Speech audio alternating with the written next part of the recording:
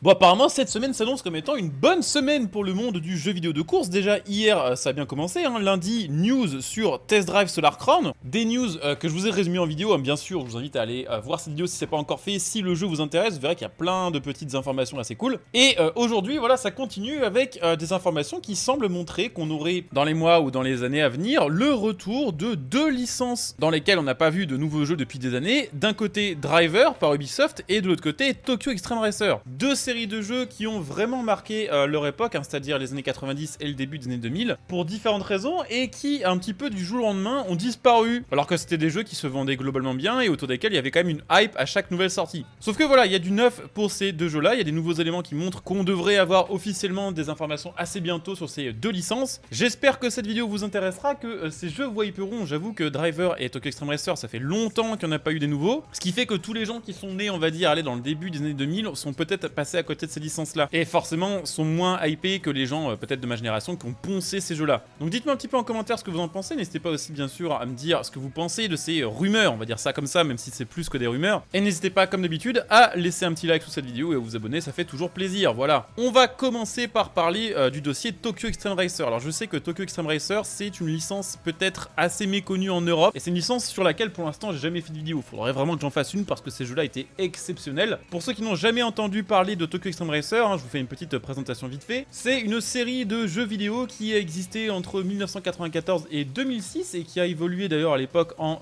Import Tuner Challenge. Ça rappellera peut-être quelques petits souvenirs à certains d'entre vous puisque Import Tuner Challenge s'était fait une petite commu. Et donc le principe de ce jeu c'est quoi? C'est assez simple à résumer, c'est des courses illégales sur l'autoroute entre clubs. En gros on va dire c'est un peu One Gun Midnight le jeu. C'est un jeu, une licence de jeu qui était très centrée sur les voitures japonaises des années 80-90, donc énormément de JDM, qui étaient toutes extrêmement customisables. On pouvait vraiment faire des trucs de fou sur ce jeu là pour l'époque, c'était vraiment une dinguerie. On pouvait les améliorer et surtout chaque club avait à la fin son boss final et du coup il y avait une espèce de truc hyper satisfaisant à vaincre tout un club parce qu'il y avait une cinématique spéciale pour le boss avec, pour chaque pilote du jeu, il y en avait probablement des centaines, un lore qui expliquait un peu pourquoi tel ou tel personnage s'était engagé dans la course de rue et pourquoi il était passionné par telle ou telle voiture, et ça avait donné une petite pépite. Malheureusement, je vous le disais, ça s'est transformé en Import Tuner Challenge, qui est une licence qui a d'ailleurs été à l'époque récupérée par Ubisoft. Et donc après cette sortie, Import Tuner Challenge, ça a été un petit peu rideau pour Tokyo Extreme Racer, à part deux jeux mobiles sortis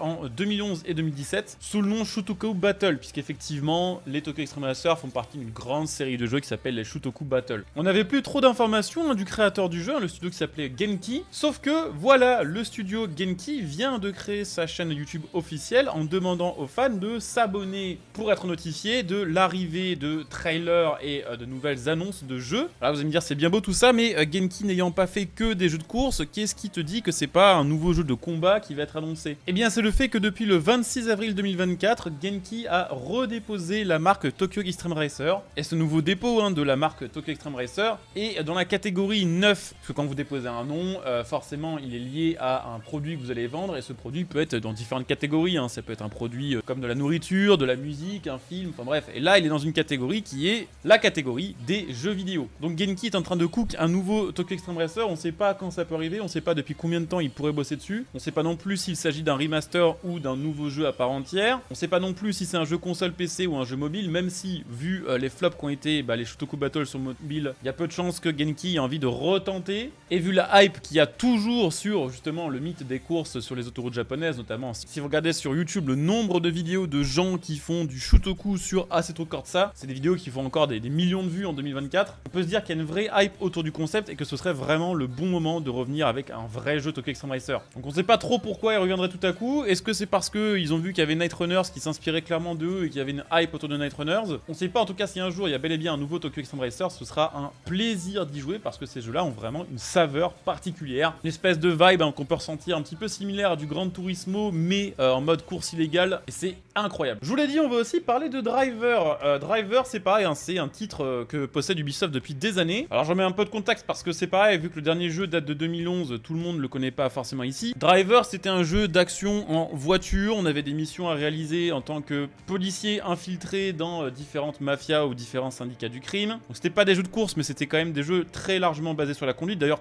sur Driver 1 et 2, on ne pouvait que conduire. À partir de Driver 3, ça s'est plutôt tourné vers un jeu un petit peu la GTA-like, on pouvait sortir des voitures. Alors on pouvait déjà sur Driver 2, mais sur Driver 2 c'était uniquement pour aller d'une voiture à l'autre. Là sur Driver 3, c'était pour compléter des missions un peu à la GTA, on pouvait sortir, on pouvait tirer avec des armes, tuer des gens, et il y avait des objectifs à réaliser à pied, donc c'était un espèce de concurrent à GTA. Ils ont fait plusieurs jeux dans le style, et après on est arrivé à Driver San Francisco, qui revient un peu aux bases de Driver 1 et Driver 2, où c'est que de la conduite, avec quand même une belle différence par rapport aux deux premiers. Bon bah c'est déjà que le jeu est bien plus récent, donc bien plus joli, mais aussi et surtout sur Driver San Francisco, toutes les voitures sont sous licence, c'est-à-dire qu'il y a des Alfa Romeo, il y a des Ferrari, il y a des vraies voitures avec les vraies marques. Et ça fait des années qu'il n'y a eu aucun nouveau jeu dans la licence. Le dernier en date c'est Driver San Francisco, alors je dis le dernier, le vrai dernier, parce qu'après il y a eu des jeux mobiles comme par exemple Driver Speedboat Paradise qui n'est pas dingo. Le vrai dernier c'est Driver San Francisco, il y a toujours une communauté sur ce jeu, il y a toujours justement des milliers de gens qui espèrent une suite. Et il y a quelques temps ils nous ont fait une fausse joie, c'était quand même en 2021, ça remonte un peu. On apprenait que Ubisoft relançait la licence Driver, non pas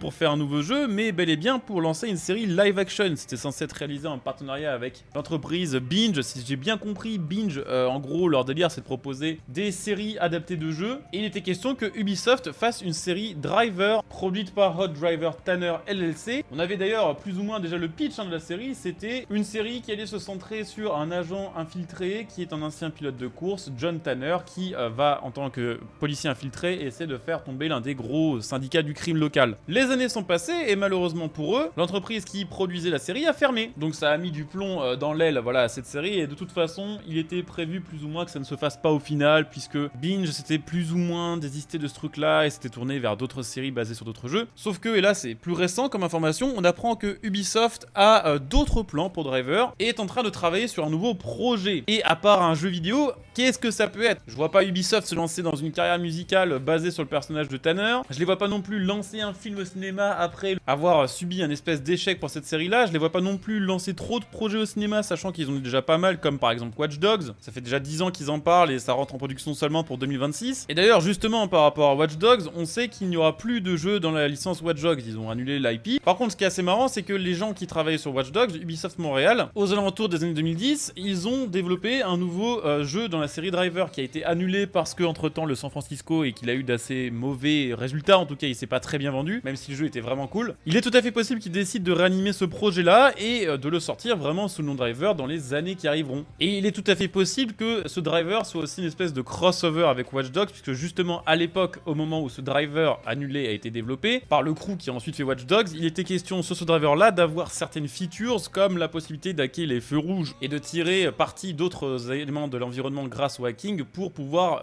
tout simplement circuler plus vite en voiture. Donc personnellement, je serais assez hypé de voir ce que pourrait donner un Driver 2024, 2025 ou 2026 avec des graphismes modernes, avec une DA si possible pas trop éloignée de celle qu'on avait à l'époque, parce que bon, quand on voit la DA de certains jeux Ubisoft maintenant, on peut se demander un peu si c'est vraiment une si bonne idée que ça de réanimer des licences pour en faire quelque chose de totalement différent de ce qu'elles étaient à l'origine. Mais voilà, s'ils respectent l'ADN du jeu, si c'est un nouveau jeu, qu'il est beau, qu'il y a du budget et qu'il y a vraiment une envie de la part d'Ubisoft de faire un truc cool, ça peut être un méga bon jeu et ça peut être le méga retour d'une licence quand même assez iconique tout simplement.